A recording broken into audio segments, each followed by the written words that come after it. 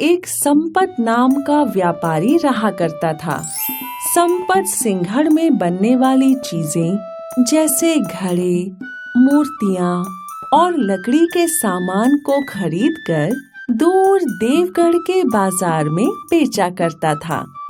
देवगढ़ का बाजार संपत को अच्छा मुनाफा ही दिलवाता था।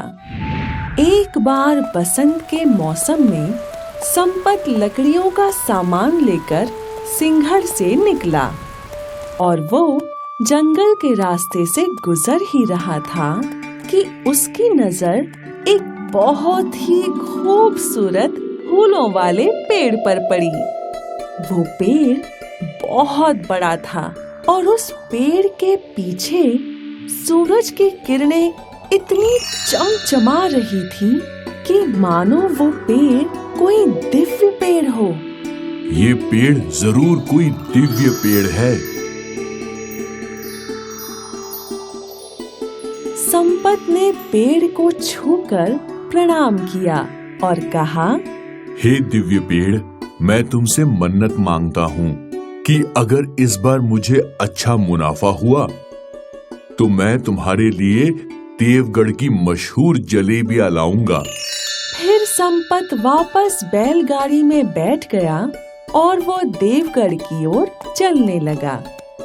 रास्ते में वो सोचने लगा कि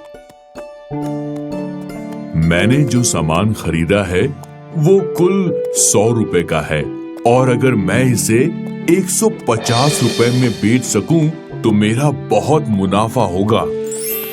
ये सब सोच संपत देवगढ़ पहुंच गया और वो एक व्यापारी के पास गया। क्या संपत भाई, आज क्या लाए हो? आज तो मैं लकड़ी का सामान लाया हूँ। बहुत बढ़िया संपत भाई, सामान तो शानदार है। क्या कीमत लोगे सब सामान की, बताओ। भाई मैं क्या बताऊं, अब आप ही बताइए आप कितना देना चाहेंगे। व्यापारी ने चीजों का निरीक्षण किया। मेरे हिसाब से 200 रुपए सही दाम है इनका। 200 रुपए सुन के संपत तो फूले ही न समाया। उसने वो सौदा कर लिया और उसे 100 रुपए के सामान के 200 रुपए मिले। और जैसा संपत ने मन्नत मांगी थी, उसने देवगढ़ के मशहूर हलवाई से जलेबियां ले ली। वापसी के समय संपत एक बार फिर उस दिव्य पेड़ के पास रुका और उसने अपना चढ़ावा उस पेड़ के पास ही रख दिया। दुगना मुनाफा कमाकर संपत बहुत खुश था और अब से हर बार देवगढ़ जाने से पहले वो उस दिव्य पेड़ के पास रुककर मन्नत मांगा करता था और जब वो अच्छा सौदा करके लौटता तो वो उस पेड़ को कुछ ना कुछ चढ़ावा भी चढ़ाया करता था। ये सिलसिला कई महीनों तक चलता रहा। इस बार संपत मन्नत पूरी करने के लिए लड्डू लाया और उसने वो लड्डू दिव्य पेड़ के पास रख दिए और वो प्रणाम करके लौट ही रहा था कि उस दिव्य पेड़ की आत्मा ने उसे पुकारा, संपत, संपत, संपत। आवाज सुन संपत मुड़ा और पेड़ को बोलता देख उसके सामने प्रणाम करने लगा। हे भगवान, मेरा अंदाजा सही था, ये सच में दिव्य पेड़ है। मुझे साक्षात दर्शन मिले हैं, मैं धन्य हो गया हूँ। संपत, मैं कोई दिव्य पेड़ नहीं हूँ, मैं बस इस पेड़ की आत्मा हूँ। मैंने तुम्हारे लिए कुछ नहीं किया।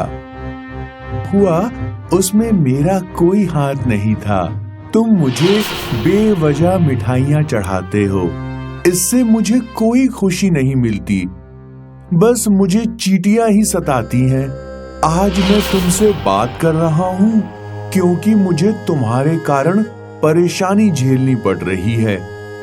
मैं तुम पर खुश नहीं हूँ बल्कि तुमसे परेशान हूँ। ये सब सुन संपत के चेहरे की हंसी उड़ गई और उसे अपनी गलती समझ आ गई। और इस कहानी ने हमें ये सिखाया कि संपत का मुनाफा उसकी मेहनत का फल था।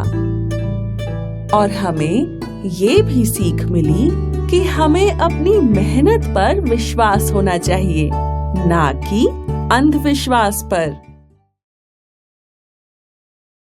हाय, मैं हूँ शाइनी। अगर आप मुझे ऐसे ही देखना चाहते हैं तो इस वीडियो को जरूर शेयर करें और हाँ, इस चैनल को भी सब्सक्राइब करना ना भूलें